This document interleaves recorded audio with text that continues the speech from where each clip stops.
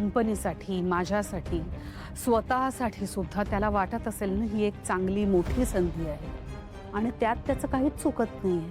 एका आईच्या नजरेतून, आईच्या नात्याने मी जर का विचार केला तर मला असं वाटतंय की आत्तापर्यंत राजकुमारने आयुष्यात ज्या काही चुका केल्यात त्या सगळ्या चुकांची भरपाई तो आत्ता करू शकतो असं त्याला वाटत असेल आणि ही त्याच्यासाठी खूप मोठी संधी आहे. पण आई, त्यांनी यापूर्वी सुद्धा प्रयत्न केलेच आहेत की.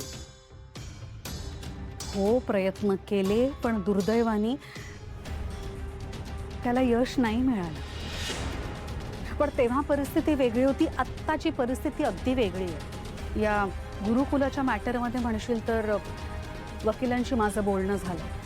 त्यांनी सांगितलंय गुरुकुलाच्या बाबतीत आपली केस खूप स्ट्रॉंग आहे, आपण जिंकू शकतो आणि म्हणूनच कदाचित राजकुमारला सुद्धा पुढे जायचं असेल, माघार घ्यायची नसेल आणि काय चुकतंय त्याचं, त्याला नको का ते समाधान.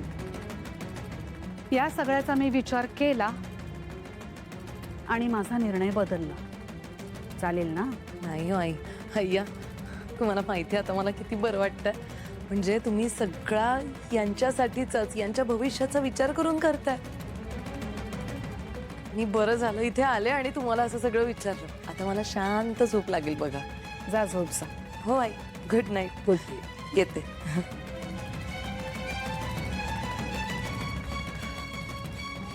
वा म्हातारे वा, किती परफेक्ट स्टोरी सांगतेस. ही बाई खरं काय ना ही कधीच नाही सांगणार. पण म्हातारबाई, तुम्ही जे सत्य इतके दिवस लपवून ठेवलत ना ते आता जगजाहीर झालंय.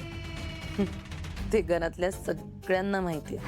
दुर्दैवानं फक्त तुलाच माहित नाहीये. तू ना ती डोळे मिटून दूध पिणारी मांजर आहेस, जिचा गैरसमज असतो की तिला कोणीच बघत नाही पण सगळे बघत असतात. आता खरा खेळ सुरू होणार. अबीर कुठे गेला? अबीर, ओवी, अबीर. अरे काय करते सावली तू? दोन पोरांना सांभाळता येत नाही ना, कॅम्प भरवायचं.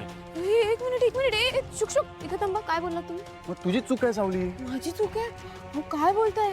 ओबी तुमची मुलगी आहे ना, मग तुम्ही जबाबदारी नको का घ्यायला तिची? कॅम्पवर बसून फक्त आराम करत होतात तिथे. मग आरामच करायला आलो मी. अबीर! मी आरामच करायला आलोय. माझी सुट्टीच आहे, तुमचं काम आहे. तुम्ही कॅम्प भरवलाय ना, मग असू दे, सोड. जुनी सवय आहे तुझी. स्वतःची चूक मान्य नाही करायची, दुसऱ्यांना सगळं ढकलून द्यायचं. ओवी, वेंदळीत आहेस तू. मी वेंद्री आहे? लाज वाटते का तुम्हाला? स्वतःचा चेहरा आरशात पाहिलात का कधी? हो, छान दिसतो मी. छान दिसताना मग काळा टिका लावून फिरायचं ना सगळीकडे. ओवी, माझ्याकडे लक्ष द्या, मी बोलते ना काहीतरी. लग्न झाल्यावर आठवतंय का रुमाल कुठे ठेवायचा, मोजे कुठे ठेवायचा? नाही, घर भर हे म्हणत फिरायचा. सावली, माझे मोजे कुठे? सावली, माझा रुमाल कुठे? मी सगळं हातात आणून द्यायचे तुमच्या. आता हात सोडशील का? ओवी, आणि ती तुमची बायको कोण? सुशीला. ती एवढ्या सगळ्या गोष्टी करते का तुमच्यासाठी? ए अप- माझ्या बायको बद्दल नको बोल. माझी बायको खूप छान आहे. तुझ्या नवऱ्यासारखं नाही. व्यंकटेश बेळगाववरून आलाय कॅम्प सांभाळायला. फक्त आपल्या बायकोच्या मागे मागे मागे सावली सावली सावली सावली. बायकोचं शेपूटच आहे. बरं झालं बायकोचं शेपूट आहे, तुमच्यासारखं आईचं शेपूट नाही. ए आई बद्दल बोल. काय कारण?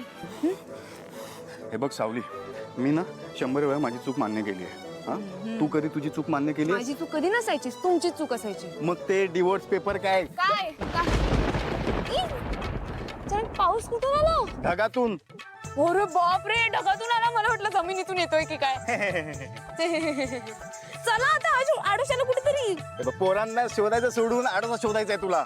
तुम्ही ना सारंग दादा, ओबी आणि अबीर रिटर्नवर पोहोचले. तुम्ही पण लवकर या.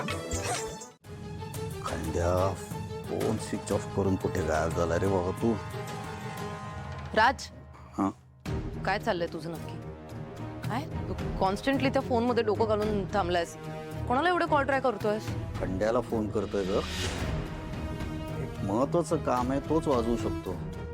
काल रात्रीपासून त्याचा मोबाईल स्विच ऑफ येतोय, काय कळत नाही मला. एवढंच ना? अरे मित्रांकडे वगैरे गेला असेल किंवा गावी गेला असेल, कामात वगैरे असेल, येईल ना रिटर्न. एवढं कुठे स्ट्रेस घेतोयस? खंड्याला ओळखत नाही. शिसूला जाताना पण मला 100 वेळा विचारेल. गावाला गायब व्हायचं असेल तर मला 1000 वेळा फोन करेल, साहेब जाऊ का जाऊ का. माझी परवानगी घेईल आणि नंतरच गायब होईल तो. ऐक ना, ठीक आहे ना, तू काय एवढं त्या खंड्याला इम्पॉर्टन्स देतोय? दुसऱ्या कोणाला तरी काम सांग तुझं महत्वाचं जे काही आहे. खंड्या वाचून काय अडतंय? नाही अडतंय.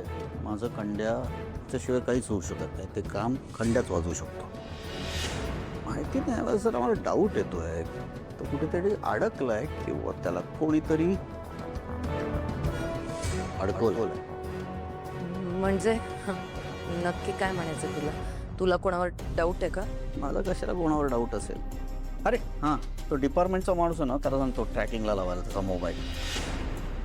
कळेल मग मला त्याचं लास्ट लोकेशन कुठलं आहे, त्याचा मोबाईल स्विच ऑफ कुठे झाला, हे असा 2 मिनिटात शोधून काढीन त्याला. सावंत, बापरे, राजकुमार आता पोलिसांची मदत घेऊन लास्ट लोकेशन शोधणार. खंड्याचं नक्कीच काहीतरी वाईट झालं.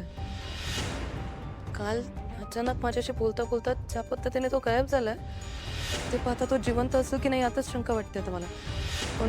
पण जर खंड्या मेला असेल आणि त्याची डेड बॉडी किंवा त्याचं लोकेशन जर या राजकुमारच्या हाती लागलं तर सगळा डाऊट माझ्यावर येणार, कारण त्याच्या मोबाईलवर लास्ट डायल कॉल माझाच आहे. नाही नाही नाही नाही नाही